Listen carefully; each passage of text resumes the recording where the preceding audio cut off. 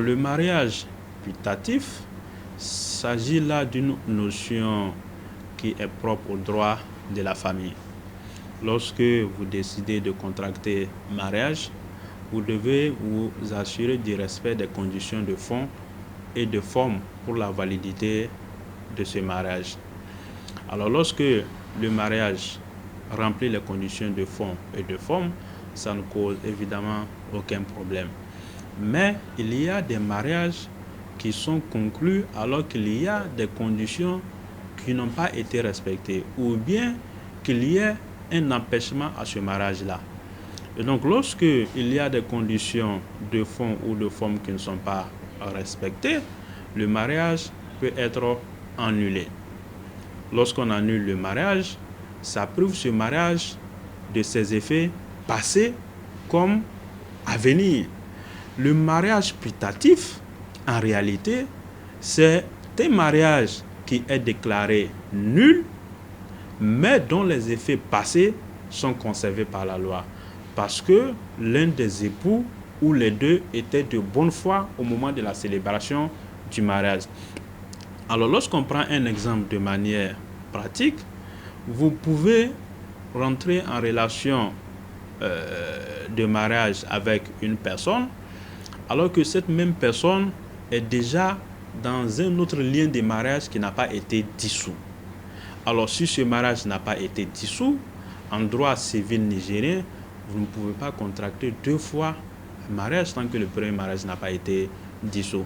Si dans de telles conditions, vous contractez mariage avec une tierce personne et que cette tierce personne ne savait pas au moment de la conclusion du mariage qu'il y a un mariage précédent que vous n'avez pas annulé, naturellement, le mariage sera célébré. Mais si par la suite, cette personne découvre ou on découvre qu'en réalité, vous ne pouvez pas légalement vous marier parce que le mariage précédent n'avait pas été dissous ou n'avait pas été annulé, le second mariage que vous avez contracté sera déclaré nul.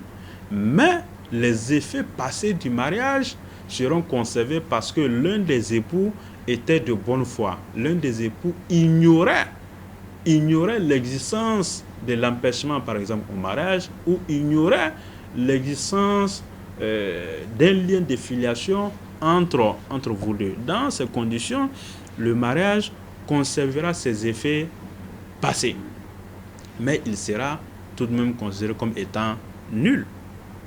Voilà ce qu'on peut dire sur le mariage putatif. Si on pousse encore le raisonnement plus loin, les effets du mariage putatif dans le cadre de la relation entre les deux époux, s'ils sont tous de bonne foi, si les deux sont de bonne foi et que les deux ignoraient qu'ils ne pouvaient pas contracter mariage, en ce moment-là, les deux peuvent se prévaloir des effets passés de ce mariage-là. Alors, si c'est un seul des époux qui était de bonne foi, c'est seulement cet époux qui peut se prévaloir des effets passés de ce mariage. Et donc, l'autre époux qui était de mauvaise foi, lui, il ne peut pas se prévaloir des effets passés du mariage. Et c'est également pareil en ce qui concerne les enfants.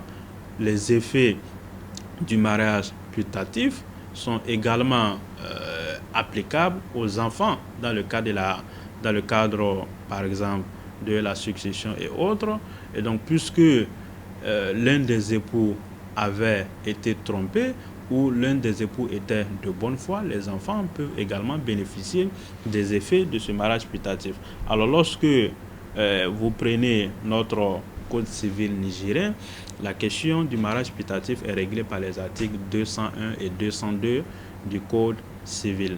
Donc l'article 201 du Code civil dispose que le mariage qui a été déclaré nul produit néanmoins les effets civils tant à l'égard des époux qu'à l'égard des enfants lorsqu'il a été contracté de bonne foi.